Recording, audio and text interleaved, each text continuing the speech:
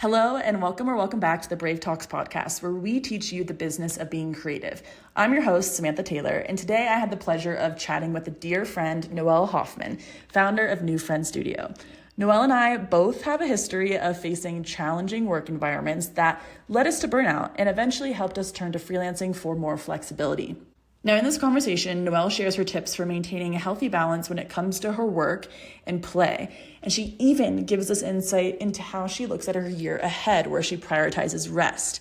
Now, I learned a lot. I also contributed because this is a subject that really matters to me, and I hope that you really enjoy it. Let us know what you think on socials, and yeah, now's the time to tune in. Noelle, how are you doing? I'm doing good. It's Friday and the weekend is upon me. It is upon us. Oh my gosh, bro, I just saw a flash of lightning. Right when you said that, you're like, the weekend's upon us. Lightning bolt. Okay, that was crazy. No, but I'm excited. The week is through, and I'm excited to end it on this note, chatting with you about finding flexibility in your freelance career, an agency owning career, and also, whoa, that thunder. Can you hear it? Yeah, I heard it a little bit. Oh gosh. Well, I really hope it doesn't hardcore start storming. Okay. Well, we'll run with it. But yeah, I'm excited to talk about all things just, finding flexibility in your career and also having a really strong work-life balance, which I feel like you and I both have had a lot of experiences in the past where we've been challenged in that regard. So I'm excited to kind of talk about those things with you.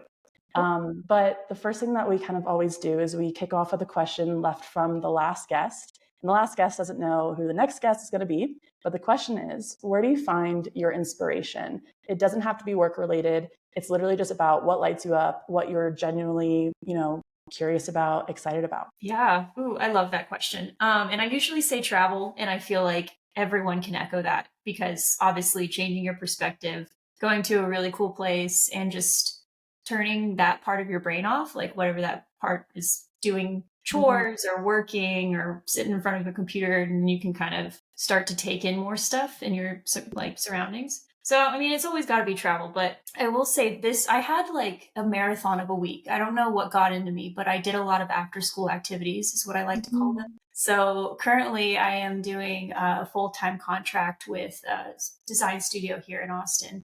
And so I'm working about 9 to 5 every day, which is different than my usual. But I digress. I've been doing a lot in my 5 to 9, basically. So this week I did an open mic night on Tuesday, which was like super fun.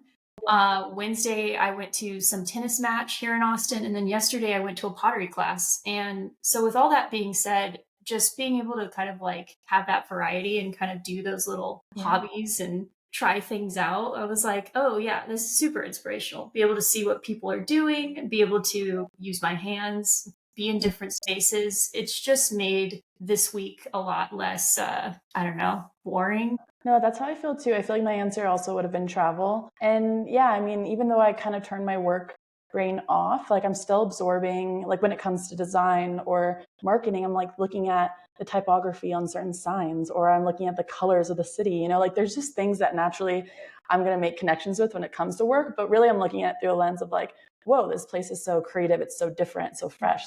I think that's like the key, right? Is you never know who you're going to meet when you're out and about. You really have to change your environment. I love that's where you find inspiration. Now that you obviously are working more kind of like full time, 9 to 5, essentially, I'm curious of what maybe has changed in terms of your like daily routine, because before obviously you were kind of working on different projects, so maybe you had more time or more flexibility than right now. But yeah, how do the routines differ, and kind of what's your routine right now? Yeah, no, I mean, I pretty much went from working part-time, but it's like, can you call it part-time when you're a freelancer? I feel like it's just kind of, you're always in between different projects that take different amounts of time. I think the difference is that, this is obviously like a set contract with set hours and all that. But yeah, before I kind of was just working. I like working in the mornings typically because that's when I'm most awake, surprisingly. But I would try to like time block and do like, 4 hours of focus work, or I'd force myself, put my phone away and just like work and get it done. And then I would kind of be able to do that anytime. So like I could do it late in the afternoon, first thing in the morning. So that flexibility was nice. But on the flip side, having so much flexibility sometimes bit me in the ass because I would like start doing things and I would get into my own world or my own side projects, and then I'd be like, oh, I have to do like this thing that needs this task that needs to get done. So there is something I kind of like about the structure of being like, okay, these are your hours that you're going to work. You need to work these hours because now I'm working with a team. And so that team is relying on me and all that good stuff. Mm. So it's changed like my routine and everything, but I would say almost for the better for now. I'll get tired of it eventually and want to go back to Yeah, that right? like super flexible. Yeah. Yeah, no, I resonate with that. Like having people rely on you, I don't think I realized how much I needed that. Like when I was working full time, obviously I had that very much so and worked a lot of long hours and had a lot of people asking things of me. Then when I went freelance and I didn't really have that as much, I was like, oh, this is so freeing. But after a while, I was like, no, I actually like need the accountability. And of course you can create it for yourself to some degree, but it just feels different when someone's waiting for something for you or if you're collaborating on something. Like I have definitely realized that I don't want to be super isolated in my work. Like I actually really enjoy having a small team of people or even if it's just one or two people, right? I think it's nice. Yeah. Yeah, I agree. I mean, I'm somebody who's like, I love working from home. I love like my independent lifestyle. But man, it's like, yeah, being around people is inspiring. I think for me, it's like the coolest thing that I love about freelance, and I'll never go to a traditional 9 to 5, W-2, all that good stuff. It's just because Mhm. you have a choice, You can Yeah. kind of like, I'm choosing to do this right now, or I'm choosing to work with somebody, or I'm choosing to just be alone, or Yeah. there still feels like there's a lot of freedom in that way where it's like, I guess you could choose whether or not you're doing a 9 to 5, but it's just It's different. harder. It's harder. Like, if you're freelancing, you hypothetically probably have more than one project going on, which means that, yeah, if one is not, going so well or you're not really excited about anymore, you can make that decision to walk away and not have an entire income stream and the only income stream gone. And I guess to your point earlier about maybe time blocking and kind of, looking at your schedule throughout the day, I feel like I've even struggled. Here's my dilemma, right? It's like I have multiple projects going on and so I've been testing, right? Like, should I spend maybe Monday, Wednesday, Friday on this one project, Tuesday, Thursday on the other? Mhm. Or should I be blocking it where, oh, in the morning I'm doing this project, afternoon this, and maybe evenings personal? And I found it really tricky. Like, I don't, I feel like I'm still experimenting, which is so funny because I've been freelancing for a while now. But have you ever done something like that where maybe, like, I don't know, yeah, you've blocked it like even by day? Has that ever Yeah. been a No, totally. When you were saying that, I was thinking of all of the clients that I've tried this with, right? And I think I've come to the conclusion that I like doing, like, say I have 2 or 3 clients, probably like two. And I like to do a little bit of each for every day, 2 hours for this client, 2 hours for this client, but I like to give them attention every single day Mhm. because I don't know, that feels like it works knowing that I'm kind of making that progress. Yeah. And I'm I doing also, yeah, and I yeah. also like, I kind of like switching gears a lot. Like I like the lifestyle of like, okay, this is going to be a long of a project and then it's going to switch to another thing. So that context switching during the day is actually kind of nice. Like I'll get tired of working on this client and then I'll Yeah. move over to this one. Yeah, I do think it's like a constant ebb and flow because I'm the same way where I really enjoy the context switch, but then sometimes the context switching is the exhausting part. So yeah, maybe it's just something that's like ever evolving. For me too, when I look at my schedule, I don't work on the weekends. Do you work on the weekends when it comes to your freelance? No. Yeah. If I'm working on the weekends, it's on my own like project. I started this year and I was like, I want to do something. I want to have like a goal that I'm going to set. So I'm writing 50 blog posts this year. So that's also like beyond Sunday. I'll go ahead and like get a blog post ready for that week. And that makes me happy. But no, I'm a stickler, man. If you're paying me for like this amount of time, or if I'm only going to work that amount of time. I'm the same way. Yeah, I completely block off my weekends. If I open my computer, it's for personal projects. So I love that. And I think it's a good reminder because I think that people really get lost in the work and they really put pressure on themselves to, I need to excel to keep this client and I need to do extra to keep this client. And I really would advise for people to walk away from that narrative. And if you feel like that pressure is probably coming from another place, like it's probably not always the client that's like, if you're not doing extra hours, then what do you know? It's probably coming from this internal place or even past experiences working for really difficult bosses or clients. So yeah, I think giving yourself the time just to be human on the weekends, enjoy yourself, You like gotta sleep, you gotta go dancing with your friends, you gotta go like just sit and look at the wall. those are all the things that allow you to do your job better when the week comes around and you are working. So I love that. Yeah. Something that I've also been kind of chatting with some other freelancers about is maybe this myth that freelancing feels more free than having a full-time role. And I've heard a lot of new freelancers be like, no, actually I find this so much more stressful than having my 9 to 5 because of X, Y, and Z reasons. But one of them is really like the work-life balance of it all, because they feel like, okay, not only am I doing the work itself, but I'm also trying to get new clients or maintaining the ones I have. Like I'm doing all the admin, which is obviously a part of freelancing, but it's a lot. And I don't know, like, have you ever felt that way? And if you did, how did you navigate maybe, yeah, kind of like the business admin of it all and then the actual project work? Yeah. Oh yeah. I mean that resonates so much. I call them my spooky times, and they're just like, or spooky months usually. And I've realized like, well, okay, I guess I'll start with, yeah, having to do the work and then also go and get the work. You're hunting and gathering and cooking all at the same time. Yeah. It's yeah, I mean it's a lot, and it can be, I think I will say doing the work is not the part I hate the most. It's the quiet moments and the internal like Mhm. feelings of, oh my God, it's not working anymore. So that's where I go. Those months, spooky months, usually are during the summer. So it'll be really slow. Oh, And now mhm. I've realized this, that summers are slow and that's just the nature of things. And so you just prepare for it. But when I first started, I'd go be like, if it was a week, I'm like, okay, 2 weeks. But if a month passes, I'm like, oh my God, I'm failing. I'm going to have to fight. It's just this kind of like Mhm. downward spiral of doom. So like that's the part of it that is, I think it's like that kind of anxiety that comes with it.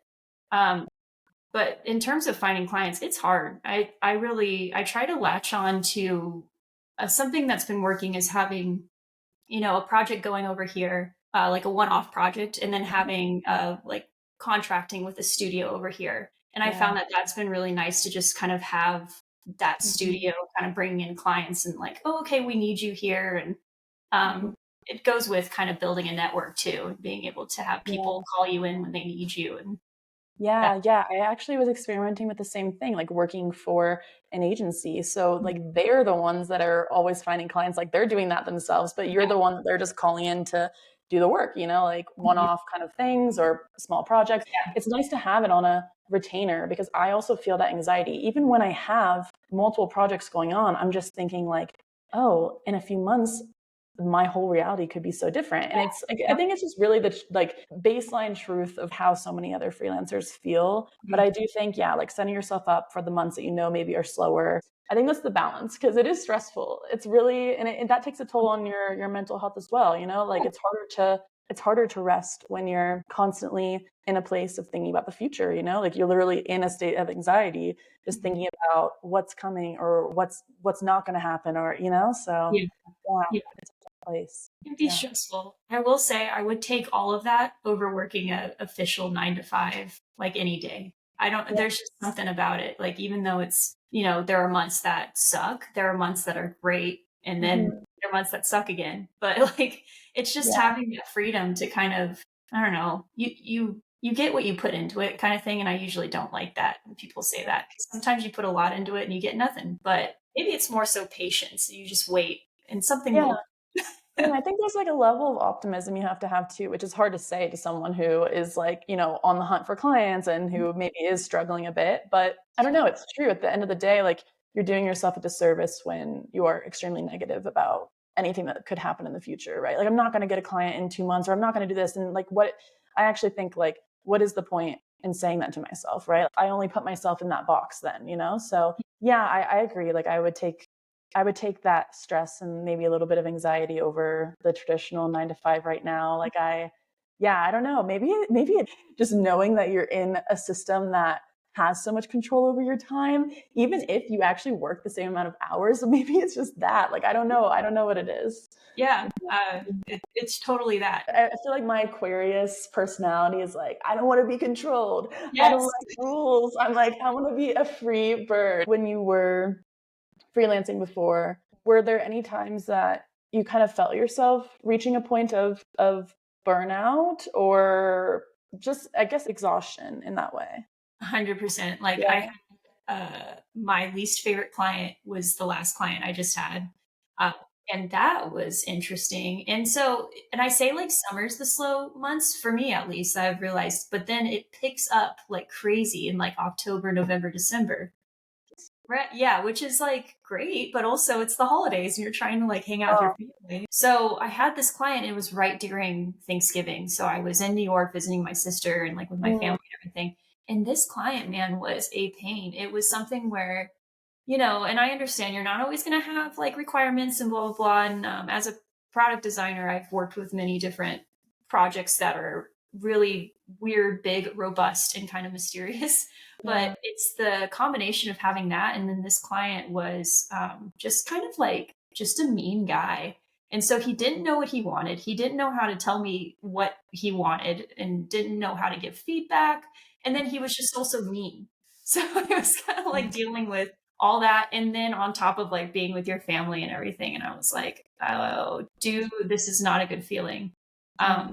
But then I turned around and found a different project that I now love, so it's kind of like, okay, get rid of them. We were like living the same life. So I feel like I had the same thing. In my situation, I was working with a perfectionist, Oh, like to no end. Like I've never, ever worked with someone like that. And at first I was like, oh man, maybe I'm really just missing the mark on stuff. Like I'm getting a lot of feedback and whatever. And then after a while I was like, wait a minute, like, is this a me thing? And then I had talked to someone else who'd worked on the team. yeah, And it was helpful because then I like had this clarity of like, oh no, that was not a me thing at all. That was like, this is yeah, a thing for them that has been going on for a while. Like the entire team knew about it. And I was like, okay, that makes me feel better, but I still feel so anxious waking up knowing that I have to work on this project. Like I hate that. With our experiences, do you feel like there were points leading up to the ultimate burnout that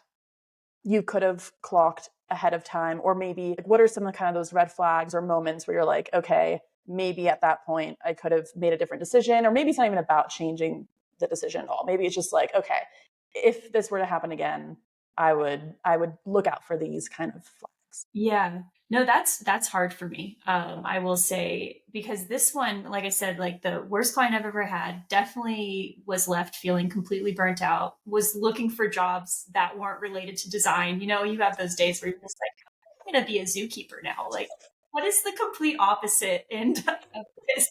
It's just one of those that makes you hate what you do, which is so unfortunate.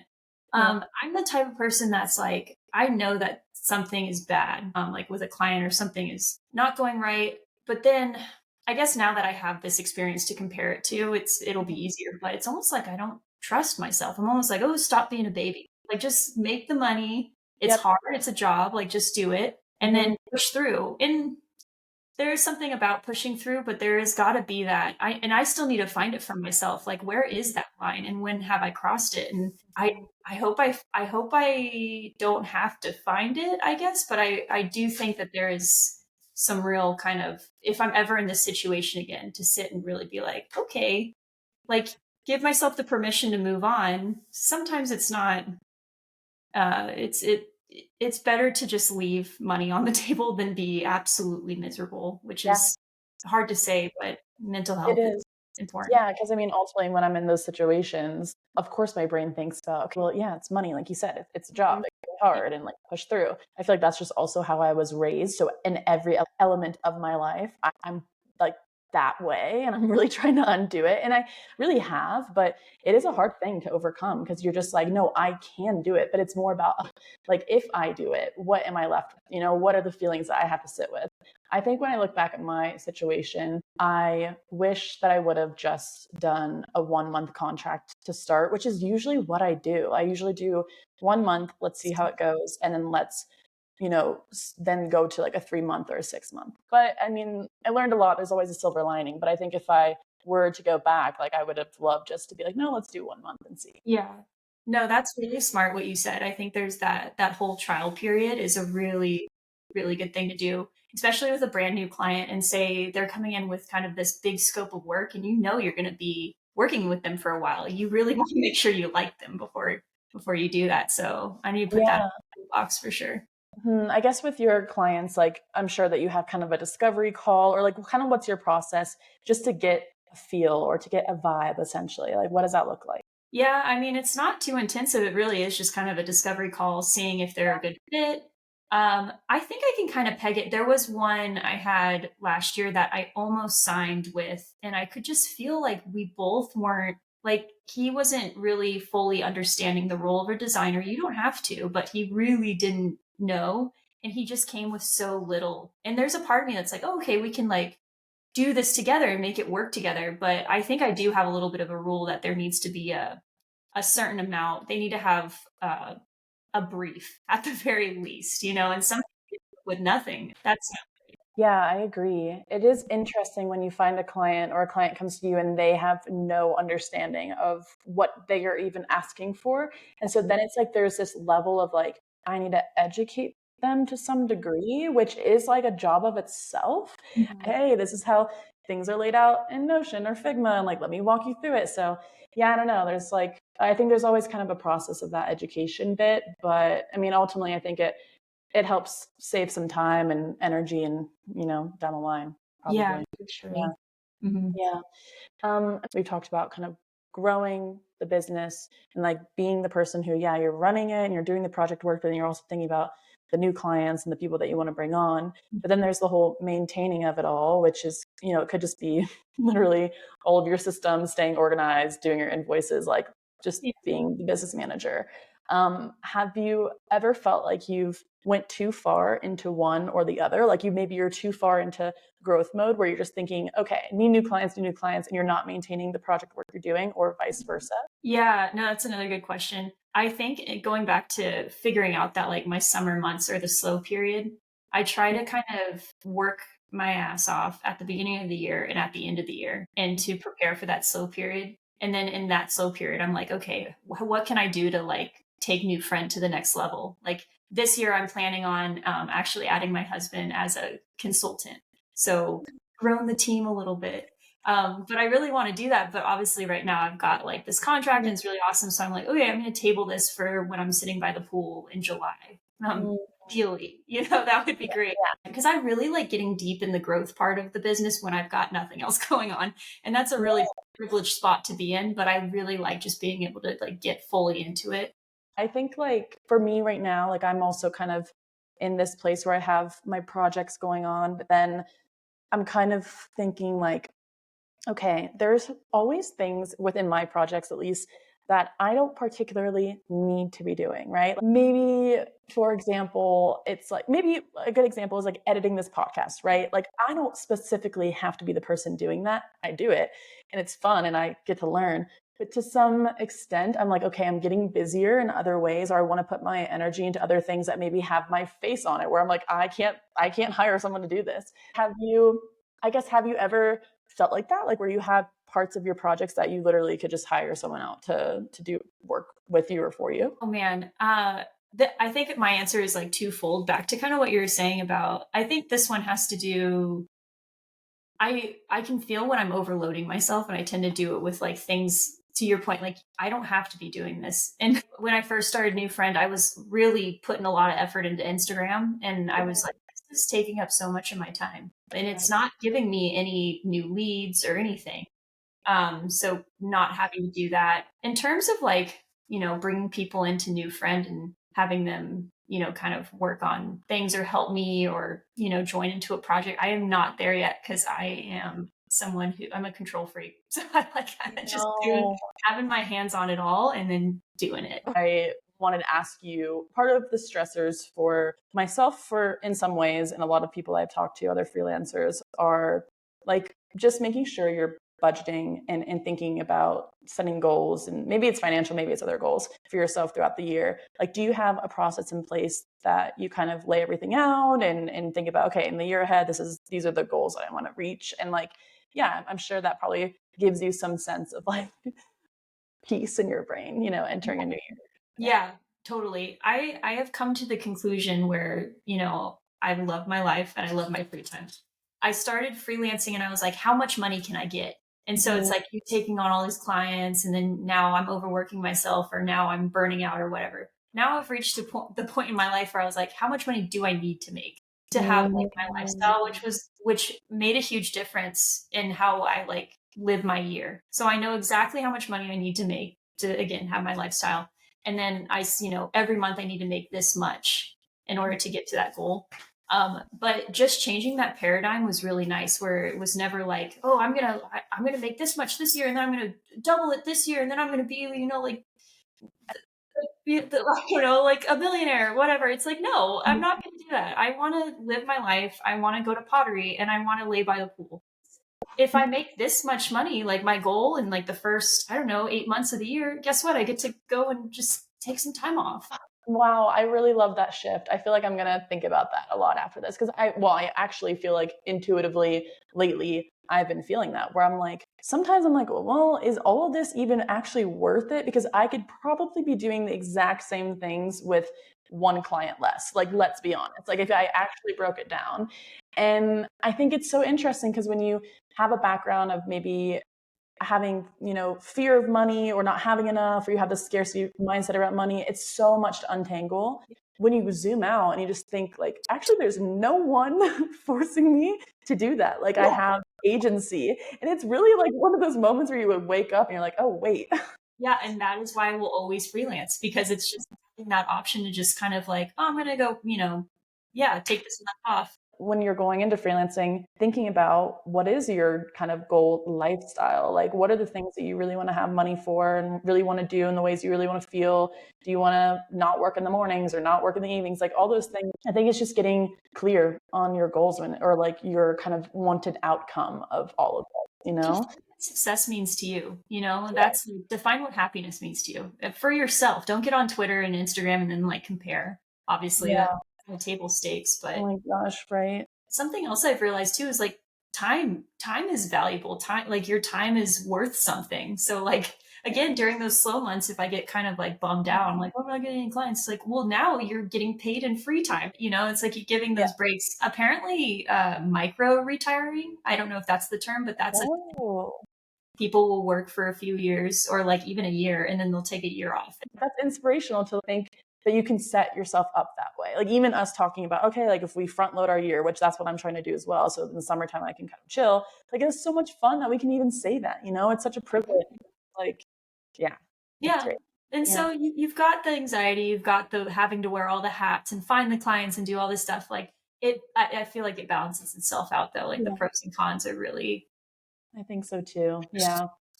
And I guess when it comes to like your work-life balance routine, if you will. Wow, a lot of terms there.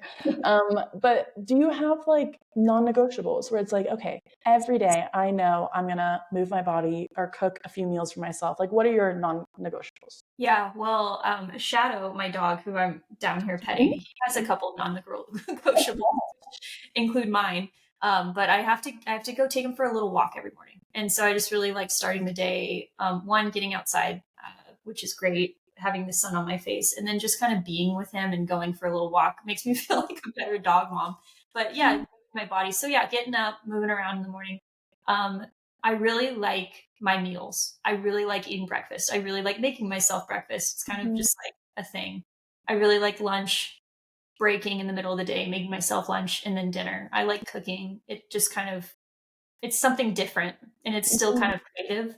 Um, I think those would be my things. And, not working on the weekends, of course. Yeah. Yeah. Okay. So I guess to kind of wrap us up, I mean, we talked about a lot of things. I mean, a lot of the people listening are going to be new business owners, freelancers. And I guess for them, what advice would you give in terms of what are the first steps someone should kind of take when they're thinking about building out a new schedule for themselves, right? Like, or maybe boundaries. Like, what are some tips or first steps that you think would be really helpful for someone who's never really had to do this before? Yeah. So if you're a brand new freelancer, making sure you don't overload yourself, know what you are capable of doing. And also, I think that kind of goes hand in hand with knowing how long it takes you to do certain projects. And so, not saying, oh, I can do like a 2 week project, but it's actually going to take you 4 weeks. That will just hurt you in the end.